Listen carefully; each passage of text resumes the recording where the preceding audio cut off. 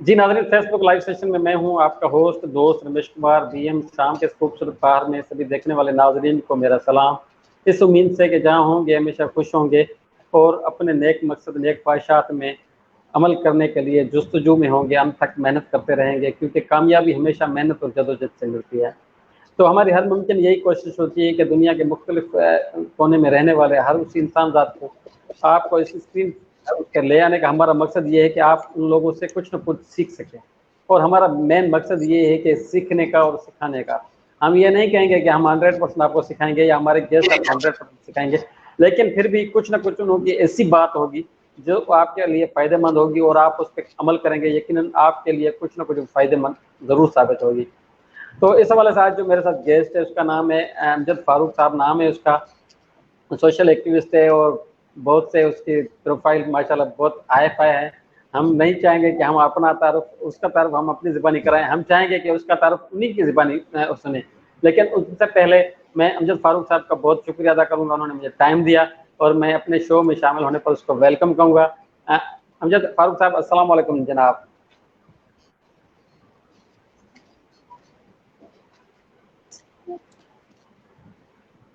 वालेकुम अस्सलाम Ramesh. First of all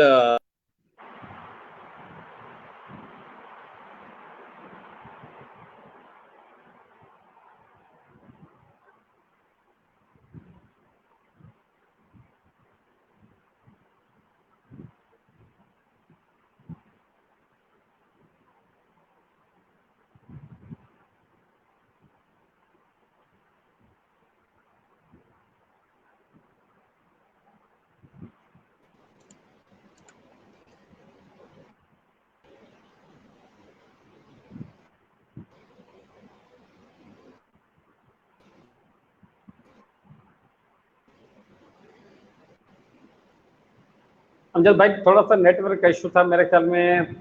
मैंने सलाम आपको जी किया, उसके तो बाद मेरा नाम जी अमजद फारूक है और मैं professionally I am a cinematographer and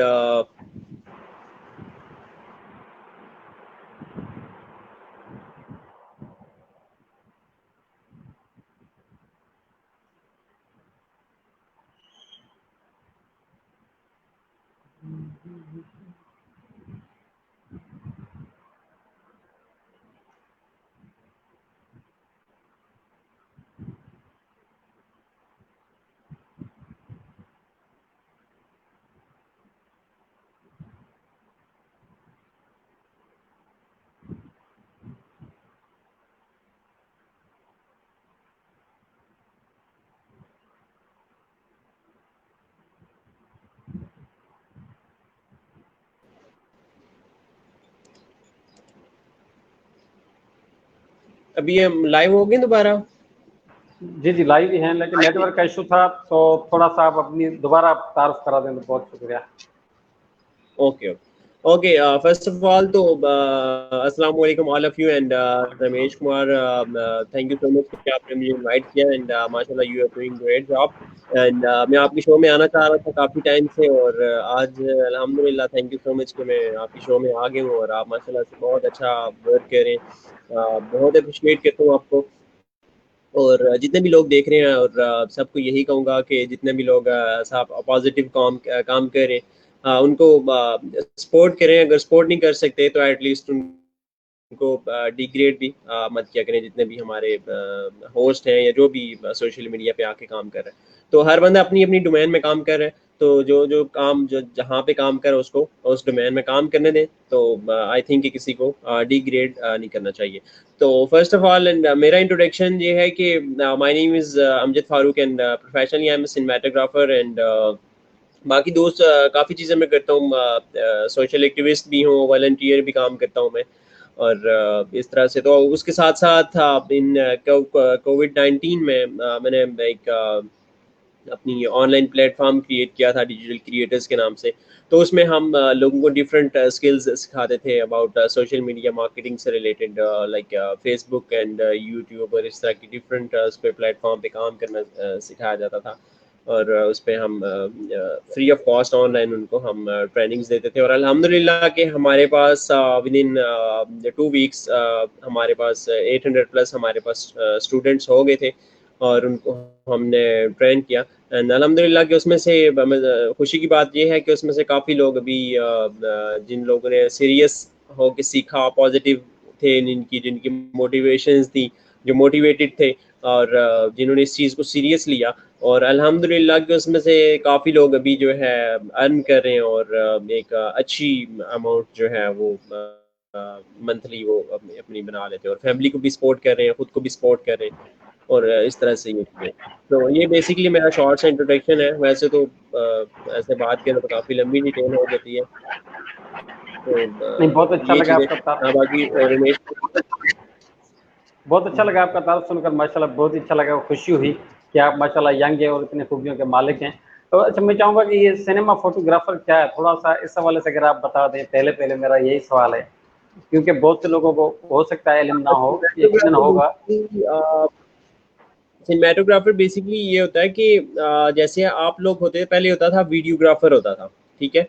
पहले भी होते थे सिनेमेटोग्राफर, लेकिन पहले ये चीज़ इतनी कॉमन नहीं थी मार्केट में, और पाकिस्तान में तो बिल्कुल भी नहीं थी। जो हमारे फॉरेन कंट्रीज़ में, उनमें तो काफ़ी टाइम से। और आपको पता है कि हमारे पास यहाँ पे जितना भी सिलेबस है, या हम पाकिस्तान में जो चीज़ें होती हैं, तो वो हम काफ़ी इनसे हम लोग पीछे हैं। हम लोग बहुत बहुत पीछे हैं, जो हम सिलेबस स्टडी कर रहे हैं, जो भी हमारे पास जितनी भी हमारे पास टेक्नोलॉजी है, तो हम बहुत पीछे हैं उन लोगों से। तो cinematographer is a kind of videographer. So इसमें ये होता है कि हम इसमें थोड़ी सी चीज़ों को हम क्रिएटिव, आप ये कह लें कि हम उसमें क्रिएटिविटी हम उसमें शो करते हैं, और क्रिएटिविटी के साथ हम थोड़ा सा करते हैं कि अपने माइंड के साथ प्ले करके डिफरेंट एंगल्स के साथ हमें शूट करना पड़ता है। जो भी हम वीडियो रिकॉर्ड कर रहे होते हैं, जो भी हम फिल्म प्रोजेक्ट कर रहे होते हैं, तो उसको फिर हमें प्रॉपर प्लान करना पड़ता है कि लाइक जिस तरह से आप फिल्म्स देखते होंगे, एक ड्रामा देखते होंगे, तो प्रॉपर उसकी एक स्टोरी होती है, और उसकी प्रॉपर उसको पहले डायरेक्शन मिलती है।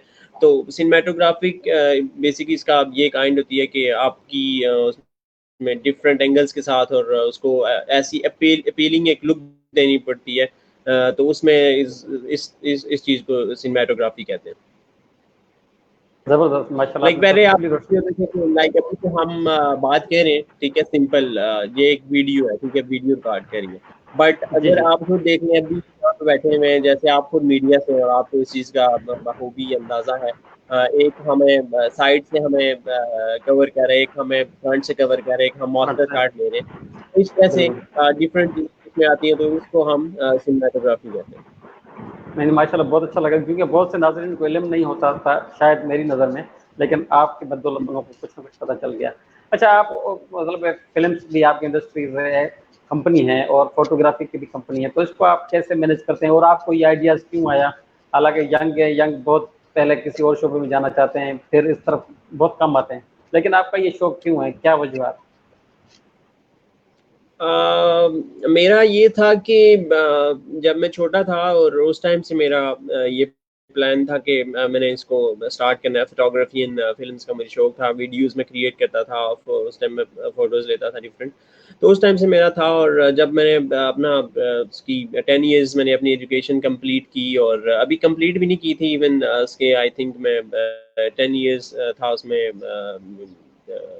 10th में था, और तब मैंने उसको डिसाइड किया कि मेरे पास एक भाई थे, दुबई में होते हैं, तो उन्होंने मुझे वहाँ से, आपको पता है जो फॉरेन कंट्रीज़ में होते हैं, तो वो कोई ना कोई चीज़ ले आते हैं, तो भाई मेरे लिए कैमरा लेके आए। तो तब से मैंने इसको फिर प्रोफेशनल कैरियर मेरा अपना मैंने स्टार्ट कर लिया था। फिर उसके बाद मैंने फर्स्ट ऑफ ऑल मैंने जो एक्सपीरियंस किया था 2014 में, रोज़ न्यूज़ का आपने सुना होगा मे बी। रोज़ न्यूज़ से मैंने स्टार्ट किया था अपना करियर, और फिर उसके बाद डिफरेंट चैनल्स के साथ काम किया, के2 के साथ काम किया, रॉयल टीवी के साथ काम किया। तो इस तरह से पहले मैंने अपना करियर जो है मीडिया इंडस्ट्री से स्टार्ट किया। फिर इस तरह से डिफरेंट वेब चैनल थे, वफाक टीवी के नाम से, माशाल्लाह काफ़ी अच्छा काम कर रहे थे, उनके साथ मैंने काफ़ी काम किया। तो फिर लाइक काफ़ी एक्सपीरियंस करने के बाद, क्योंकि मेरा बेसिकली मीडिया से मेरा उस तरह से इतना इंटरेस्ट नहीं था कि मैंने मीडिया में ही अपनी लाइक जो मेरा कैरियर उसको परस्यू करना है। तो फिर मैंने अपनी एक कंपनी प्राइवेट प्रोडक्शन मैंने बनाई, और फिर उसमें हम डिफरेंट कॉर्पोरेट और वेडिंग्स और इस तरह के डिफरेंट हम उसमें प्रोजेक्ट करते थे। लाइक जिस चीज़ का मुझे शौक था, फिर मैं उस चीज़ में मैंने अपने आप को कन्वर्ट कर दिया और मैंने डाइवर्ट कर लिया अपनी जितनी भी जो मेरी इंडस्ट्री थी। तो फिर then I started my own company with the name of Map Films, Mohammad Amjad Farooq. तो फिर मैं अपने नाम के साथ ही अपनी कंपनी रन रन करना स्टार्ट की, और अभी अल्हम्दुलिल्लाह के 2 इयर्स हो गए और अभी चल रहा है। और अभी बस कोविड की वजह से तो सारा काम बंद हुआ हुआ है। अच्छा, आपने कोई प्रोजेक्ट कंप्लीट नहीं किया आनी हो? चाहिए। जी जी। अच्छा, आपने कोई प्रोजेक्ट इस हवाले से कंप्लीट किया हो, कोई फिल्म के हवाले से या फोटोग्राफी के हवाले से, जो आपका मशहूर भी गया हो, तो उस हवाले से थोड़ा सा बता सकते? मेरा ये है कि हमारी बेसिकली जो हम काम कर रहे हैं, हमने आर्मी के साथ काम किया है, आईएसपीआर के साथ मैंने काम किया। कुछ चीज़ें ऐसी होती हैं कि वो आप जो उसको लाइक प्रोजेक्ट तो हो जाता है, सब कुछ हो जाता है, लेकिन हम उस चीज़ को जो है हम उसको पब्लिक नहीं कर सकते, बिकॉज उनकी कुछ आपको पता है हाँ, प्राइवेसी होती है प्राइवेसी कुछ। कंसर्न होते हैं। बिल्कुल। जी, प्राइवेसी कंसर्न्स होती हैं, तो फिर कुछ चीज़ें ऐसी होती हैं कि मोस्टली हमने जो कॉर्पोरेट सेक्टर्स में काम किया, हमने गवर्नमेंट के साथ काम किया है, और पीएम खान के साथ भी हमने काम किया। आपका जो प्रोग्राम आप देख सकते हैं, कामयाब जवान के नाम से जो प्रोग्राम था, उसमें सारी कवरेज हमारी थी और वो सब हमने कवर किया। तो उसमें चीज़ ये होती है कि वो ऑफिशियली होता है, फिर वो उसको ऑफिशियली वो करते हैं, उसमें हमारी चीज़ को वो नहीं, क्योंकि वो सारी चीज़ें आपको पता है पीटीवी और इस काइंड ऑफ से जितनी भी होती है वो वहाँ से होती है सारी चीज़ें, तो उनको लाइक हम पब्लिकली या हम नहीं कर सकते। अच्छा अमजद भाई, आप मैंने इन सारे काम के साथ सोशल एक्टिविस्ट भी हैं, तो सोशल एक्टिविस्ट आप किस हवाले से हैं, थोड़ा सा ये बता दें। सोशल एक्टिविस्ट का बेसिकली मेरा ये कॉन्सेप्ट था कि मैंने वाज इन 3 और 4 क्लास, एंड मेरी एक सोच थी उस टाइम से। मैं सोचता था कि पाकिस्तान से जो एक पॉवर्टी है उसको मैंने ख़त्म करना है, because there is number of students के जो फीस की वजह से अपनी स्टडी को कंटिन्यू नहीं कर सकते थे, या इस तरह से और उनके डिफरेंट इश्यूज होते थे, फैमिली प्रॉब्लम्स और इस तरह की डिफरेंट चीज़ें। जैसे आपको पता है फाइनेंशियली स्ट्रांग ना हो तो आपको बहुत सारी चीज़ें फेस करनी पड़ती हैं। तो उसमें फिर ये किया था कि तब से मेरी एक सोच थी, और काफ़ी बचपन की सोच थी कि जब मैं अपना कैरियर स्टार्ट करूँगा या जब भी मेरे पास ऐसा मौका होगा, तो मैं लोगों के लिए कुछ काम करूँगा। सो 2 इयर्स बैक मैंने अपना प्रोफेशनल कैरियर, अपनी कंपनी स्टार्ट की और सारा अपना काम किया, तो उस टाइम मैंने अपनी एक सोशल टाइप की एक मैंने अपनी छोटी सी कंपनी भी बनाई है, जिस जैसे आप डिफरेंट सोशल ये होते हैं काम, सोसाइटीज़ होती हैं, तो फाइट फॉर राइट्स के नाम से। तो उसमें हम सबसे पहला जो मेरा प्रोजेक्ट था वो हमने किया था, वार्म क्लादिस ड्राइव मैंने रन की थी, कि जो सर्दियों में स्टार्ट किया था, विंटर में। तो उसमें ये था कि जो हम गरीब लोग थे, ये जो नीडी लोग थे, ठीक है, सिर्फ गरीब नहीं, नीडी भी होता है, कि नीडी का ये मतलब कि लाजमी नहीं होता कि वो गरीब ही हो, नीडी किसी टाइम भी कुछ भी हो सकता है। लाइक आप है, मैं भी किसी टाइम हाँ, भी जरूर, नीडी हो जरूरतमंद सकता हूँ। किसी व्यक्ति को, इवन हाँ। वाइट कॉलर पीपल आप कह लें, कि जो वाइट कॉलर पीपल थे उनको हमने टारगेट किया। तो फिर उन लोगों को हमने वार्म क्लादिस को हमने उनकी डिस्ट्रीब्यूशन की, जो मेरा फर्स्ट प्रोजेक्ट था। फिर उसके बाद ऐसे हम डिफरेंट प्रोजेक्ट्स करते थे। किसी को कोई फैमिली इशू था, किसी को फीस में कोई इशू था, फीस के मैंने स्टूडेंट्स के मैंने काफ़ी किए कि जो एजुकेशन है एटलीस्ट तो उसको जो है वो नहीं होना चाहिए, उसके फिर मैंने काफ़ी केसेस करवाए, और अल्हम्दुलिल्लाह काफ़ी अच्छे लेवल पे करवाए। ये किसी का, क्योंकि आपको पता है यूनिवर्सिटी लेवल पे लैक्स में फ़ीस होती हैं, तो उस लेवल तक भी काम किया। और फिर जब ये कोविड-19 स्टार्ट हुआ, we working with Punjab government, and उसमें हमने डिफरेंट मास्क डिस्ट्रीब्यूशन और सैनिटाइजर्स, इस तरह से हम डिस्ट्रीब्यूशन कर रहे थे। बट फिर मैंने ये सोचा कि देखें, क्योंकि मैं भी उस टाइम बेरोजगार हो गया था, सारी काम बंद हो गया था, सारी चीज़ें, मतलब एवरीबॉडी लाइक, अगर कोई बंदा 5 लाख कमा रहा है, या 3 लाख कमा रहा है, 2 लाख कमा रहा है, 1 लाख कमा रहा है, तो उसका वो कारोबार, उसकी वो चीज़, इसकी इनकम बंद हो गई थी हर बंदे की, बेशक कोई जैसा भी था, हर बंदे का काम बंद हो गया था। सो मैंने ये सोचा कि यार कोई ऐसा काम किया जाए कि कोई परमानेंट सोल्यूशन हो। अभी हम ये कर लेते हैं कि देखें, एक चीज़ मैं आपको बताता हूँ कि एक बंदे की अभी ज़रूरत है कि यार उसको 10,000 रुपीज़ चाहिए, 5,000 रुपीज़ चाहिए, ठीक है, मैं उसको अरेंज करके दे दूंगा, ठीक है, लाइक वो उसका for the timing, for the week या फॉर 14 डेज या for 30 days, for the whole month, ठीक है, तो आपका वो तो आपने कर लिया उसका 10,000। अब जब नेक्स्ट मंथ आएगा तो फिर उसने क्या करना है? द मेन पॉइंट ये था कि जब अगली फिर जब 10,000 उसके पास खत्म हो जाएगा तो फिर उसने क्या करना है? फिर उसको 10,000 फिर दोबारा से जरूरत पड़ेंगे। तो I think this is not the permanent solution. So मैंने ऐसा सोचा कि ये टेम्पररी सोल्यूशन हैं सारे, तो एक परमानेंट सोल्यूशन होना चाहिए। तो फिर मैंने ये डिसाइड किया कि वाई नॉट, जो मेरे पास स्किल्स हैं तो मैं उनको प्रोवाइड करूं, डिफरेंट जितने भी लोग सीखना चाह रहे हैं उसको मैंने पब्लिक किया, और उसके लाइव सेशंस मैंने फिर उसके किए मैंने। फिर मैंने एक ग्रुप क्रिएट किया इवन के इस in this situation in all in that ये हुआ कि मैंने जो जिन लोगों के पास ऑलरेडी ऑडियंस थी और उनके पास ट्रैफिक था, उनके पास फेसबुक पेजेस लाइक थे, ग्रुप मेंबर्स थे, उनसे मैंने कहा यार कि I wanted to do online classes, like मैं ये कोर्स करना चाह रहा हूँ। तो दे सेड कि नो, आप फ्री क्यों करना चाह रहे हैं, आप चार्ज करें, अभी तो पैसे कमाने की डिजिटल की ये भी सारी तो अभी गेम शुरू हुई है, तो आप मतलब चार्ज करें। तो मैंने उनको बताया कि यार देखो, ये मेरी फील्ड नहीं है, ठीक है, मैं इसको एज अ प्रोफेशनल मैं इसको नहीं कर रहा, ठीक है, मेरा एज अ प्रोफेशन मैं सिनेमाटोग्राफर हूँ, अगर मैं वो किसी को चीज़ सिखाऊं तो मैं पैसे लेने का हकदार हूँ, ठीक है, मैं ले सकता हूँ। लेकिन ये जो चीज़ है ये खुद मैंने प्रैक्टिकल की हुई है, मेरे पास एक्स्ट्रा स्किल्स है, ठीक है, जो कि अगर मैं किसी और को सिखा दूंगा, ठीक है, और ये ऐसी चीज़ थी जो मैंने लोगों को सिखाई, वो ऐसी चीज़ थी कि उसमें आपके काम करने से मुझे फ़र्क नहीं पड़ता, मुझे काम करने से मेरे साथ जो बैठा उसको फ़र्क नहीं पड़ना, हर बंदे ने अपना अपना अपना काम करना है। इवन कि जितने मैक्सिमम आपके क्रिएटर्स होंगे उतनी ज़्यादा मार्केट होगी, जितने भी ज़्यादा मैक्सिमम क्रिएटर्स होंगे तो आपके पास मैक्सिमम ट्रैफिक आएगा, मैक्सिमम एडवर्टीजमेंट आएगी, नंबर ऑफ अगर पीपल्स होंगे हमारे पास, नंबर ऑफ क्रिएटर्स होंगे, तो उतनी भी हमारे पास फिर ऑडियंस लेवल, फिर हमारे पास उतना ट्रैफिक हमारे पास ज्यादा आएगा और रेवेन्यू ज्यादा जनरेट होगा। तो अच्छा ये पाकिस्तान की बेटरमेंट के लिए सारी चीजें।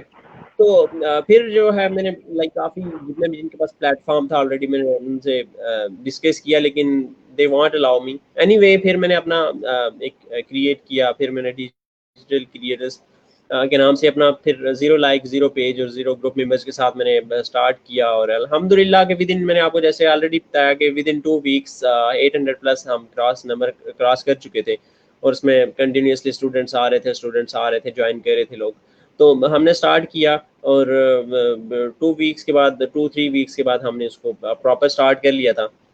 तो उसमें काफ़ी चीज़, जैसे मैंने आपको ऑलरेडी बताया कि उसमें से भी काफ़ी लोग कुछ हैं, कुछ मोटिवेट हुए, कुछ लोग उन्होंने चीज़ों को अप्लाई किया, उनको इम्प्लीमेंट की, चीज़ें जो सीखी इम्प्लीमेंट की, वो फिर हारे, मतलब बड़ा आप ये कह लें कि तनकीद भी बहुत हुई, ठीक है, लोगों ने उसको बड़े गलत तरीके से भी किया, क्योंकि आप जब भी कोई काम करते हैं आपको अच्छे लोग भी मिलते हैं, बुरे लोग भी मिलते हैं, तो सारी चीज़ें होती हैं।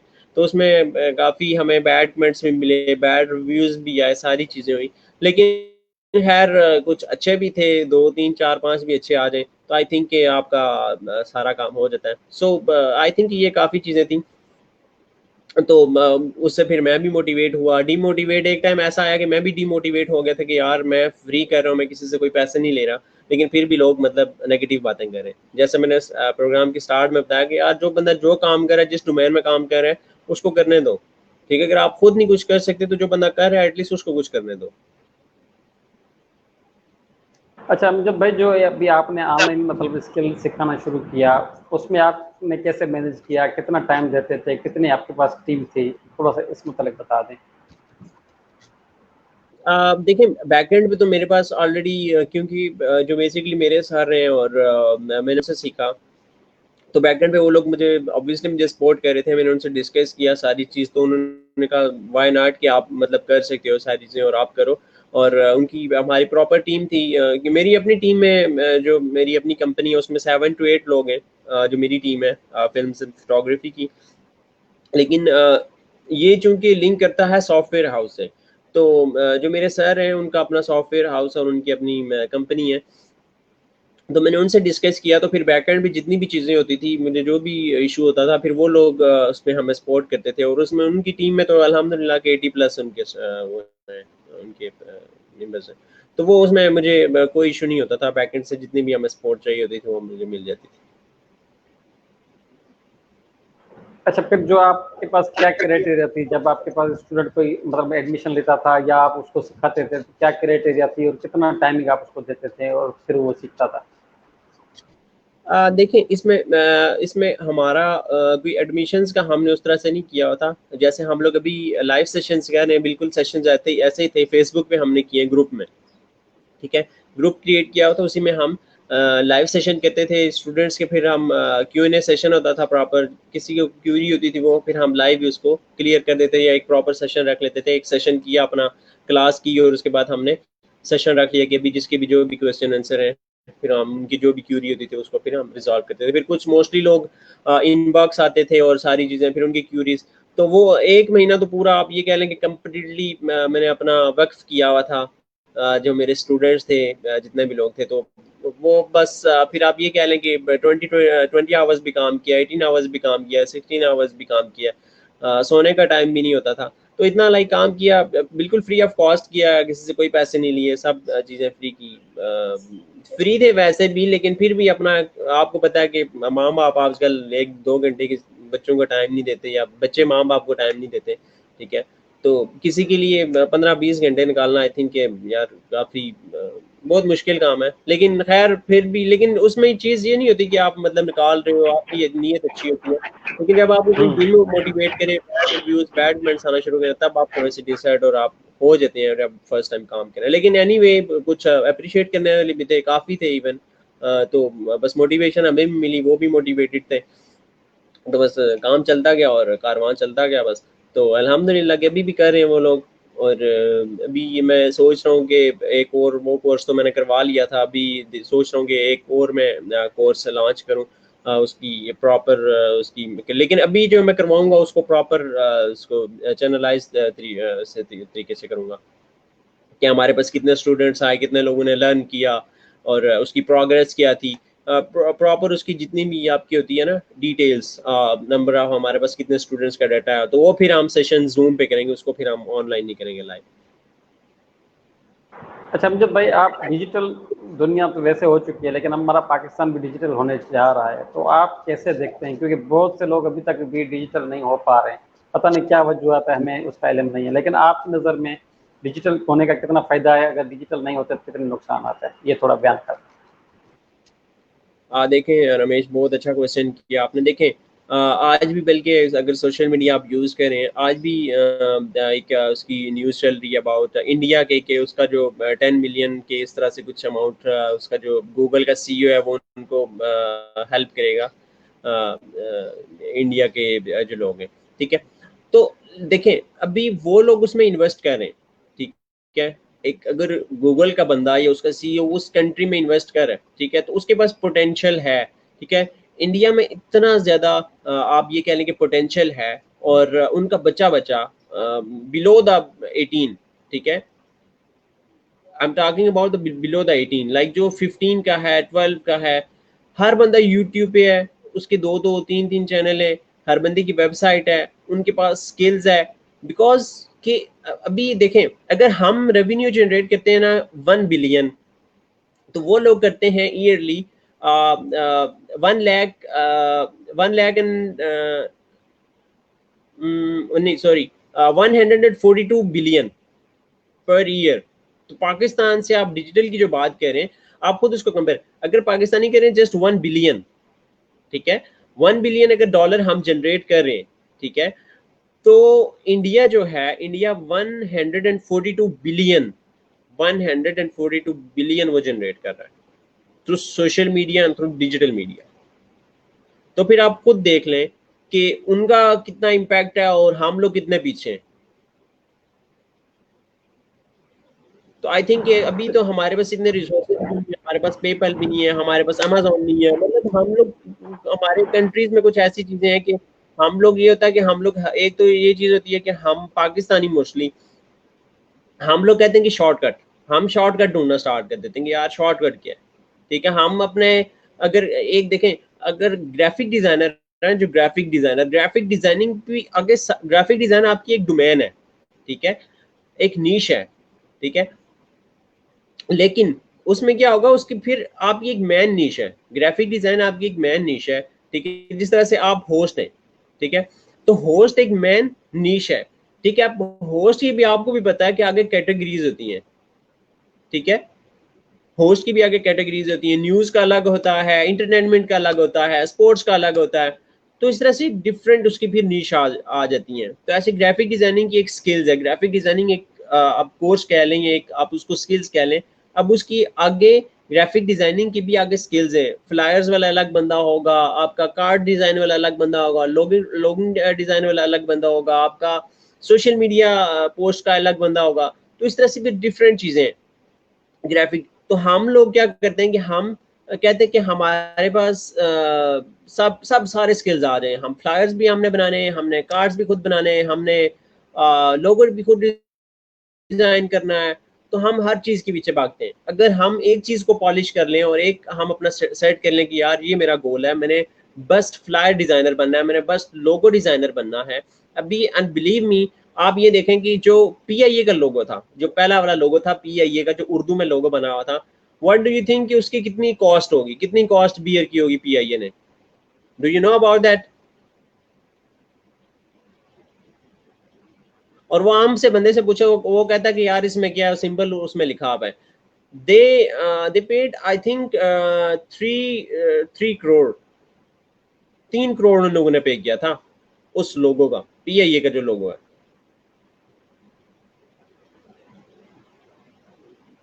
तो आप खुद देख लें कि उसमें लाइक कितना स्कोप है उस चीज में। बिल्कुल। लेकिन हम लोग उस चीज में एक्सपर्ट हो रहे हैं।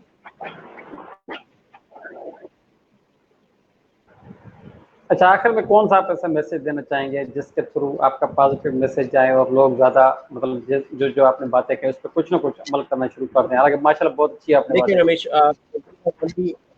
We have only 2 minutes left and इसमें मैं अपना वाइंड अप करता हूँ। देखें, एक तो ये मैसेज है कि देखें, नंबर 1 कि हमारा एजुकेशन जो सिस्टम है, ठीक है, इतना पैथेटिक सिचुएशन एंड इतना पैथेटिक सिस्टम है, ठीक है, पाकिस्तान में एजुकेशन का जो ये कह लें, हमारा जो निज़ाम है, ये जो हम एजुकेशन, हम स्कूल लेवल पे, कॉलेज लेवल पे, यूनिवर्सिटी लेवल पे पढ़ते हैं।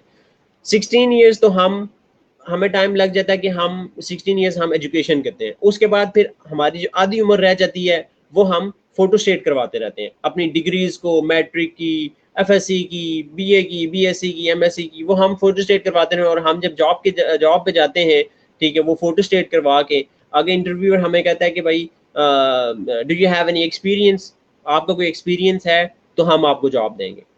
फिर एजुकेशन के बाद अगर आपने सारी चीज़ें, अगर एक्सपीरियंस ही करना है फ्री ऑफ कॉस्ट, जाके आपको इंटर्नशिप करनी पड़ती है, आपको डिफरेंट फ्री ऑफ कॉस्ट आपको काम करना पड़ता है भाई। वो आप, एक बंदे ने अगर कंप्यूटर इंजीनियर बनना है तो आप उसको डे फर्स्ट से बनाओ। एक बंदे ने अगर साइंटिस्ट बनना है, एक बंदे ने डॉक्टर बनना है, तो आप उसको फर्स्ट से पढ़ाओगे यार। अगर वो 10 अगर उसने लाइक जिस तरह से अभी हम 10 तक हमारी एजुकेशन होती है, तो हमें ये कि हमारा जो एजुकेशन का सिस्टम है, हमें उसको चेंज करने की जरूरत है। अगर हम एजुकेशन का सिस्टम हम चेंज कर लेना, अगर हम स्कूल, क्योंकि वो तो वैसे भी बिजनेस है, उसको कोई इल्म तो है नहीं वो, ठीक है, वो एक आपका ये कह लें कि एक हुनर है। अगर आप स्कूल लेवल पे ना, उसको तो इल्म तो नहीं है, वो इल्म तो वो होता है कि जिससे आप अपनी जिंदगी को बेहतर बना सकते हैं, आपको जिंदगी के बारे में पता लगता है कि यार ये जिंदगी ये होती है, दुनिया ये है, इस्लाम ये है, या आपका जो भी दीन मजहब है हर बंदे का, तो ये हमारा ये है। इल्म तो उस चीज को कहते हैं, ये जो हम स्कूल लेवल पे जाके सीखते हैं ये तो हुनर है। और हुनर क्या होता है कि हम एजुकेशन हम इसीलिए हासिल करते हैं, स्कूल कॉलेज यूनिवर्सिटी इसीलिए जाते हैं कि हमें कल अच्छी जॉब मिल सके, हमें गवर्नमेंट जॉब मिल सके, या हमें किसी अच्छे इदारे में जॉब मिल सके। तो अगर आपने हुनर ही सीखना है तो भाई उसको डे फर्स्ट से सिखाओ बच्चे को कि यार आपने स्पोर्ट्समैन बनना है, आपने कंप्यूटर इंजीनियर बनना है, तो आप उसको डे फर्स्ट से करवाओ। तो आई थिंक हमें इस चीज़ पे फोकस करना चाहिए और बस पॉजिटिव रहना चाहिए, पॉजिटिव सोच होनी चाहिए। तो अगर ये चीज़ होगी और हम जो हमारा एक, आप ये कह लें कि उस चीज़ में हम प्रोफेशनल होंगे तो हम कामयाब हो जाएंगे। जी बहुत शुक्रिया अमजद फारूक साहब, आपने 30 मिनट्स में बहुत सी अच्छी बातें कही। उम्मीद करता हूँ कि लोगों को पसंद आई होगी और हम चाहेंगे कि आपसे दोबारा सेशन करेंगे, लेकिन वो पर्टिकुलर अलग होगा, 1 घंटे का होगा, जिसमें हम बहुत सी आज़ादी से खुलकर कचहरी करेंगे, मतलब बातें करेंगे। और दूसरा ये कि हम किसी और को भी लाइव लेंगे, डिस्कस करेंगे, जिसमें कुछ ना कुछ पॉजिटिव हमारा रेस्पॉन्स जाना चाहिए। तो हमारा पीरियड थोड़ा होता है, टाइम थोड़ा होता है, इसलिए 30 मिनट का होता है। बहरहाल 30 मिनट में आपने बहुत सी अच्छी बातें कही, मैं आपका इंतहाई मशकूर हूँ कि आपने हमें टाइम दिया।